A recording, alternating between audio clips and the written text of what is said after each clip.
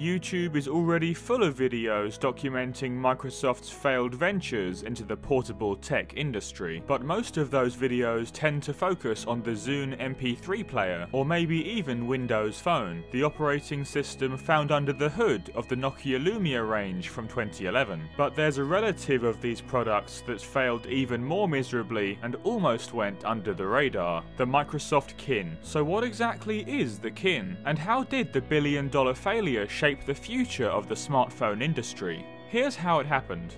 Let's start with some context behind the conception of the Kin. Microsoft had already disappointed a few times with their attempts at building an operating system for mobile devices. First came the original Windows CE, the software made for the quickly outdated invention of a pocket PC. Plus there was Windows Mobile, which was completely obliterated by the launch of iOS and Android, before Microsoft's partnership with hardware brand Nokia produced Windows Phone, the software made for the Nokia Lumia series, which never really took off, even after its more recent rebrand as Microsoft Lumia. And sandwiched in the middle of these flops is one of the biggest but most understated of all, which brings us to the Kin. The Kin was the result of 2 years of research and over $1 billion of investment, with part of the development including the acquisition of Danger Inc., creator of the iconic Danger HipTop smartphone, for $500 million in 2008. By the time the Kin was released at a mystery conference in 2010, the media was ready to hear Microsoft's response to the iPhone, which had already shipped over 40 million units, and president of Microsoft's Entertainment and Devices division, Robbie Bark, used the event to unveil 2 new phones: the Kin 1 with a 2.6-inch screen and the Kin 2 with a larger 3.4-inch display. Both devices offered a full touchscreen, not to mention a solid camera with flash, Bluetooth and Wi-Fi capabilities, plus a slide-out QWERTY keyboard, something that developers believed would be a key selling point in its competition with the iPhone. But the Kin's biggest attraction was set to be the integration of social media platforms, looking to bring its target user base of 15 to 30-year-olds closer to their friends and family than ever before.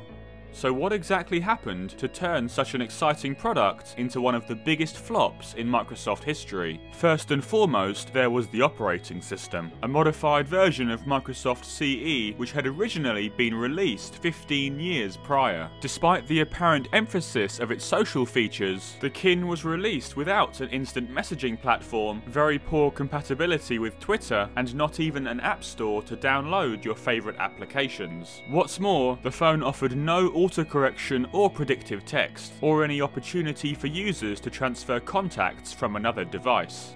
Reviewers pointed to the fact that Windows Phone OS was released only 6 months after Kin, and it's believed that the Kin was rushed to meet its expected release date, therefore missing out on everything that Windows Phone could have offered. The Microsoft team wanted a closed system, like the iPhone, but their agreement with Sharp, who manufactured the Kin, left Microsoft with less control over the hardware than they would have liked, and ultimately left the Kin in a middle ground with a device that wasn't optimized for the features Microsoft wanted. Then there was the price, which started at $29.99 a month for a contract available exclusively through Verizon, a hefty price tag for a product that didn't feel as luxurious as an iPhone, with less functionality than Android alternatives, and less suited to business needs than Blackberries. To add insult to injury, the Kin was considered to be not very stylish, as sliding phones were falling out of fashion and the screen was deemed to be prone to smudges and scratches. On the back of poor sales figures, the Kin was discontinued just 48 days after it first went on sale, and the European release, scheduled for later that year, was cancelled. There was one final attempt at making a success of the phone, with the Kin 1M and 2M released in November of that year as a more budget-friendly option that wasn't tied to a contract, but these were also discontinued after just a few months. The Kin was described as a close cousin of Windows Phone, and its name came from the word kinship, something the marketing team hoped would be generated among the phone's users. Unfortunately, that kinship couldn't even be formed between the short-lived phone and its customers, spelling the end for a device that was doomed before its first sale.